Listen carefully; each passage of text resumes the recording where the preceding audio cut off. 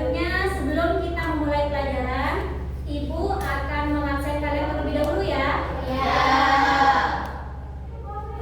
Arisatun Najila, Asilatun Nisa, Hadir. Haura Aulia Rahmatika, Hadir. Haurul Robbani, Hadir. Jamiatul Mulfasari, Hadir. Muzayyan Firdaus, Nur Fairuzati, Siti Khalifah, Umiyatul Alia. Hadir. Oke, berarti hadir semua ya? Ya. Alhamdulillah, berarti sudah siap? Siap. Ibu lanjut ya. Iya. Kalian tahu Ibu akan menerangkan tentang pelajaran apa? Iya. Jadi hari ini itu Ibu akan menerangkan tentang KKA. Apa itu KKA? KKA ini kepanjangan dari Coding dan Kecerdasan Artifisial. Coding dan kecerdasan artifisial ini merupakan materi hampir sama sebenarnya dengan informatika juga fisika, cuman mungkin lebih menjarah ke prakteknya, lebih ke prakteknya. Jadi di sini apa itu coding, apa itu kecerdasan artifisial? Coding adalah proses memberi instruksi pada komputer menggunakan bahasa pemrograman. Salah satu contoh bahasa pemrogramannya itu adalah Visual Programmer, Python atau teks, Blockly atau visual berbasis blok. Itu adalah coding. Pengertian dari coding ya. Terus untuk kecerdasan artifisial atau singkatannya itu KA, atau juga nama ininya ya, yang sering mungkin di dunia sekarang yang sering didengar itu adalah Artificial Intelligence atau AI. Kecerdasan artifisial atau KA atau juga AI adalah kemampuan mesin untuk meniru cara berpikir dan belajar manusia. Contohnya seperti apa? Ada Google Assistant, ada e-commerce, ada ChatGPT dan juga Kiki. Hubungan coding dan KA itu apa? KA dibangun dengan coding. Jadi KA ini tidak akan ada kalau tidak ada coding. Karena coding ini apa? Adalah pemrograman. Artinya coding ini proses saat membuatnya. Sedangkan kalau untuk KA-nya ini adalah hasil jadinya. Seperti itu ya. KA dibangun dengan coding. Programmer membuat program dengan algoritma dan data agar sistem bisa belajar dan membuat keputusan sendiri. Dari sini sudah paham belum tentang KKA? Paham. Oke, kalau memang sudah paham, bentar lagi Ibu tunjuk mau? Oke, saya tunjuk sekarang apa pengertian dari KKA atau coding dan kecerdasan artifisial itu. Ana, KKA adalah singkatan dari coding dan kecerdasan artifisial. Coding adalah proses memberi instruksi pada komputer menggunakan bahasa pemrograman. Contohnya seperti visual, teks, dan blok. Kecerdasan artifisial adalah kemampuan mesin untuk meniru cara berpikir dan belajar manusia. Contohnya seperti Kiki atau ChatGPT.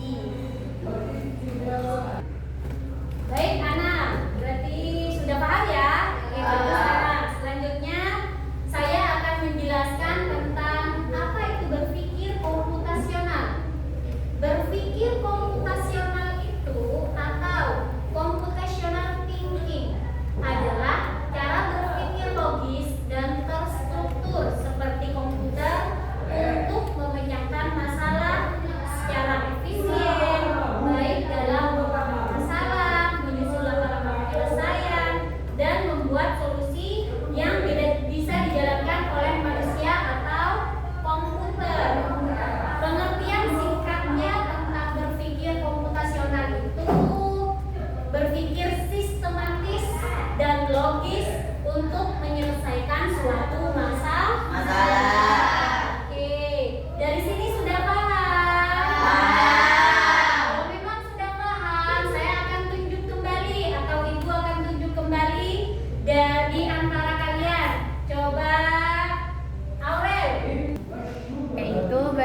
sistematis dan logis untuk menyelesaikan suatu masalah. Bagus Aurel, berarti kalian semua sudah paham ya apa itu KKA, apa itu berpikir secara komputasional. Jadi ibu lanjut ya. Jadi kita lanjut ke materi inti sekarang. Tadi singkatannya itu adalah KKA, yaitu untuk kepanjangannya Coding dan Kecerdasan Artifisial.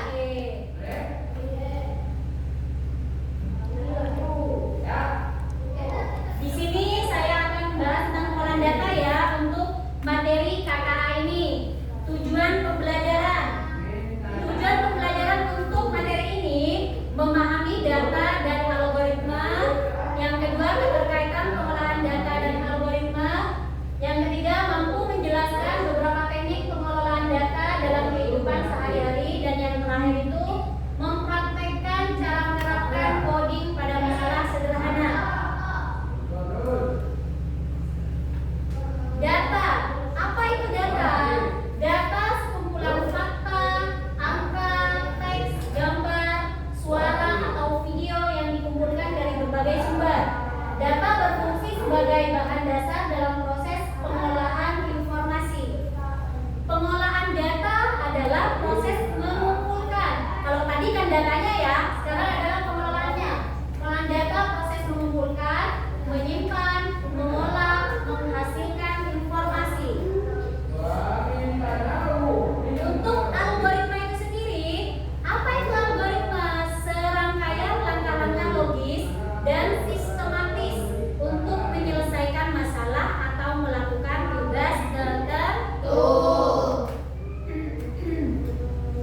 Dari hubungan di atas tadi, baik data, hubungan keduanya ya, baik data ataupun algoritmanya. Untuk yang pertama ada pengumpulan data.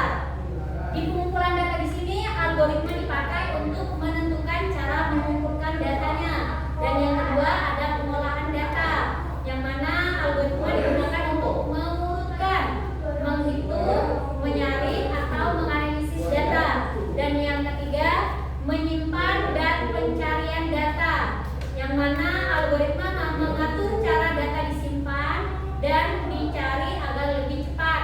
Dan yang terakhir adalah keamanan data, yang mana algoritma enkripsi melindungi data agar tidak bocor atau hilang ya.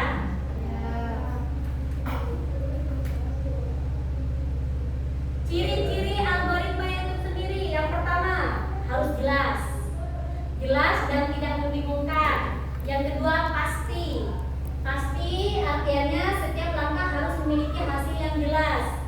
Dan yang ketiga berurutan, disusun dari langkah awal hingga akhir. Artinya tidak boleh dibolak-balik ya. Artinya kalau ada yang awal pasti ada yang akhir. Dan yang terakhir berakhir. Algoritma tidak boleh berjalan terus-menerus tanpa henti. Artinya di sini tidak ada kelanjutan. Kalau sudah berakhir ya cukup sampai di situ. Jadi seperti itu ya. Yang mana ini tentang ciri-ciri algoritma. Seperti apa contohnya untuk kehidupan sehari-hari? Oke, baik. Sebelum kita kan sudah barusan Ibu sudah menyebutkan ciri-cirinya ya tentang algoritma ya. Jadi sekarang ini merupakan contoh algoritma dalam kehidupan sehari-hari, yang mana di sini algoritmanya itu membuat Jadi coba saya sekarang akan menunjuk salah satu dari kalian untuk membacakan contoh tentang algoritma membuat teh. Coba Benny. Contoh algoritma membuat teh. 1. Siapkan gelas dan teh celup. 2. Rebus air hingga mendidih. 3. Masukkan teh celup ke dalam gelas. Contoh algoritma membuat teh. 1. Siapkan gelas dan teh celup. 2. Rebus air hingga mendidih. 3. Masukkan teh celup ke dalam gelas. 4. Tuangkan air panas. 5. Tambahkan gula jika suka. 6. Aduk hingga rata. 7. Teh siap diminum. Oke, baik. Jadi itu salah satu contoh dari algoritma dalam kehidupan kehidupan sehari-hari. Yang mana kita itu bisa bikin algoritma tentang penjadwalan kegiatan kalian mungkin di rumah, atau bisa saja juga bikin resep makanan, bisa bikin resep minuman seperti halnya tadi yang sudah disebutkan oleh Benny. Oke, dari sini sudah paham nggak?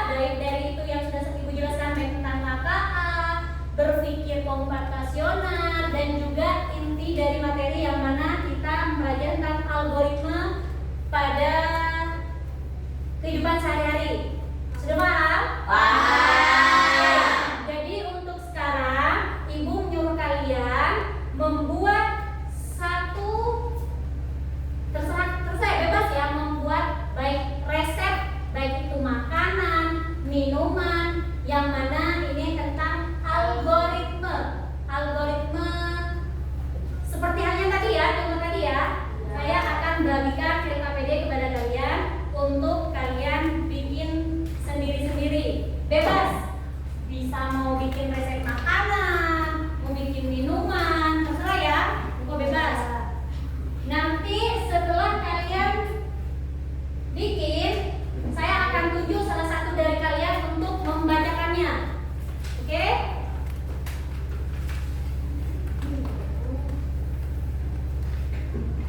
Saya kasih waktu 5 menit dari sekarang. Silakan kalian kerjakan membuat algoritma resep baik makanan ataupun minuman.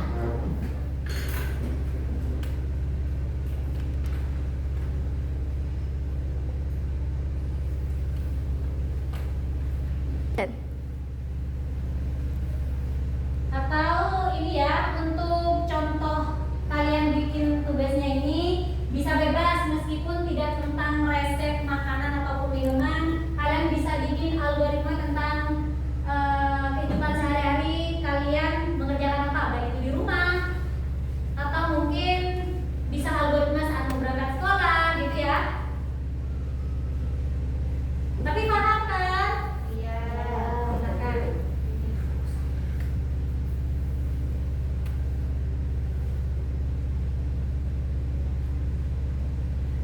Jangan lupa pakai flowchart kalau bisa. Flowchart yang seperti panah itu.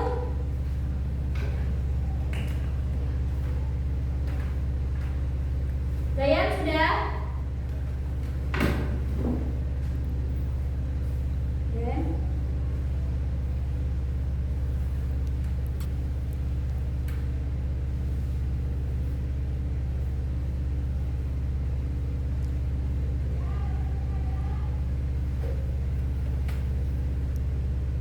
misalnya kalian ada yang belum dipahami terkait contoh tadi, bisa kalian tanyakan sekarang. Yang jelas kalau untuk materi dari KKA dan berpikir komputasionalnya kan sudah paham ya. Iya.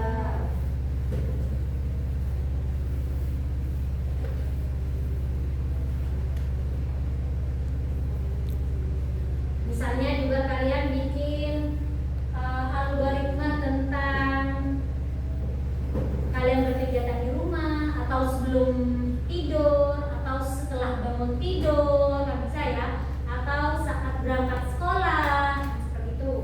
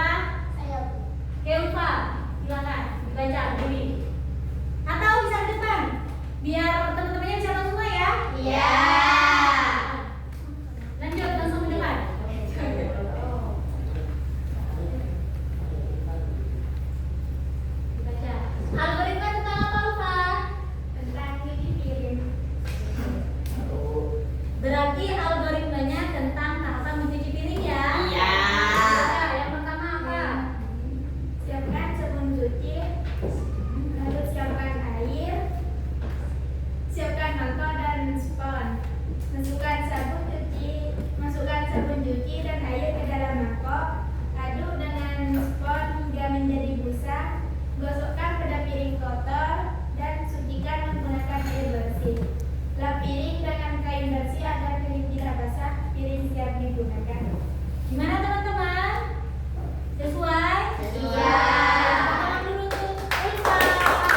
Selanjutnya ada lagi yang bisa mempresentasikan di depan hasil algoritma dari kehidupan sehari-hari di lingkungan kalian. Ulfa? Oh, maaf, bukan Ulfa, siapa ya? Syifa, ya maaf. Jadi saya ingat ke Ulfa. Syifa, silakan.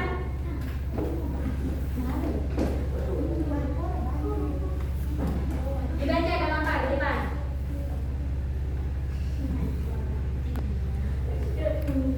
Dibaca langsung. Satu, Tentang apa algoritmanya? resep kopi. Resep bikin kopi ya? Oke. Satu, siapkan cangkir. Dua, masak air sampai mendidih. Tiga, tuangkan bubuk kopinya.